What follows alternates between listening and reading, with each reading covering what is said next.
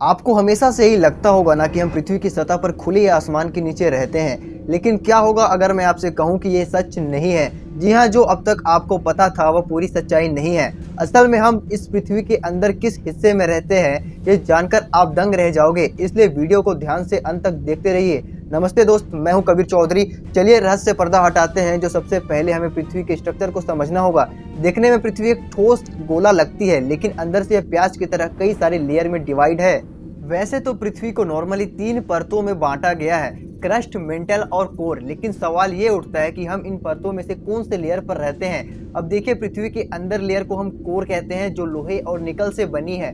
यह पृथ्वी का magnetic field बनाती है। अब यह कोर पृथ्वी के अंदर ठोस रूप में तो मौजूद है, लेकिन इसका तापमान सूर्य के सरफेस जितना 6000 डिग्री सेल्सियस गर्म रहता है, जिसके कारण यहाँ जो जीवन बिल्कुल संभव भी नहीं हो सकता। अब बात करते हैं पृथ्वी के बीच वाले लेयर की, जिसे हम मेंटल कहते हैं, जो पिघले हुए पत्थरों से बना हुआ है। और यही पिघले हुए मैग्मा पृथ्वी के बाहर लेयर और ज्वालामुखी के रूप में निकलते रहते हैं, और इस लेयर पर भी हम जीवन की कल्पना नहीं कर सकते। और लास्ट में पृथ्वी की सबसे ऊपरी लेयर क्रस्ट है।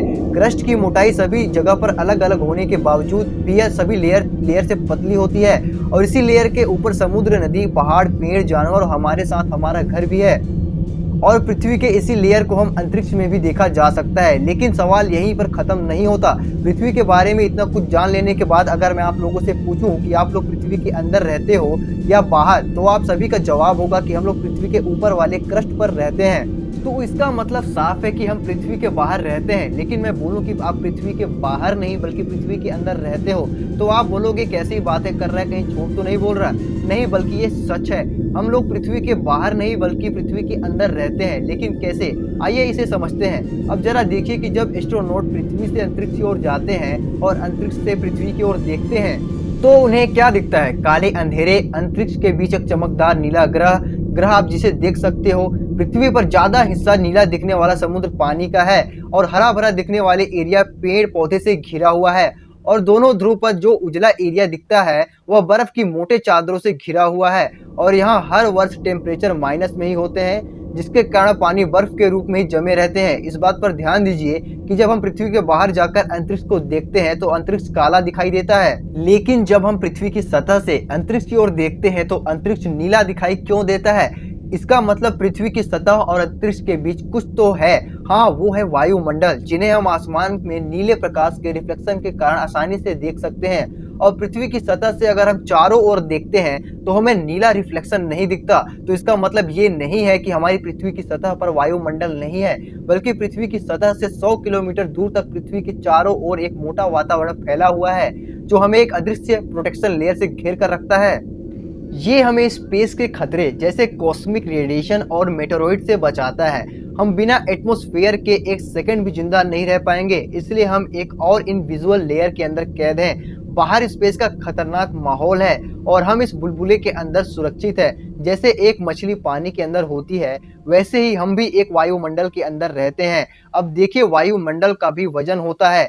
1 स्क्वायर फीट वायुमंडल का वजन निकाले तो इसका वजन लगभग 10.3 टन के बराबर होगा, यानी कि एक भारी भरकम ट्रक के वजन के जितना बराबर। अब देखिए कि गुब्बारे में भरे हुए वजन हमें क्यों नहीं हो पाता है, क्योंकि अगर पानी से भरे गुब्बारे को पानी के अंदर उठाओगे तो उसके वजन का अनुभव आप नहीं कर पाओगे। ठीक इसी प्रकार वायु से भरे गुब्बारे का एटमॉस्फेयर में उठाओगे तो उसके बाहर का अनुभव आप नहीं कर पाओगे। ठीक इसी प्रकार वायु से भरे गुब्बारे को एटमॉस्फेयर में उठाओगे तो उसके बाहर का अनुभव आप नहीं कर पाओगे।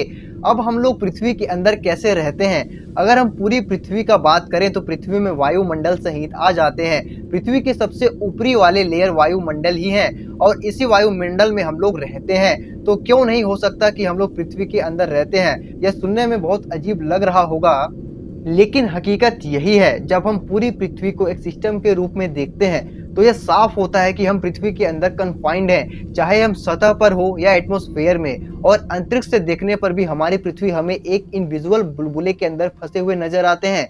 इसलिए हम लोग पृथ्वी के बाहर नहीं, पृथ्वी के अंदर रहते हैं।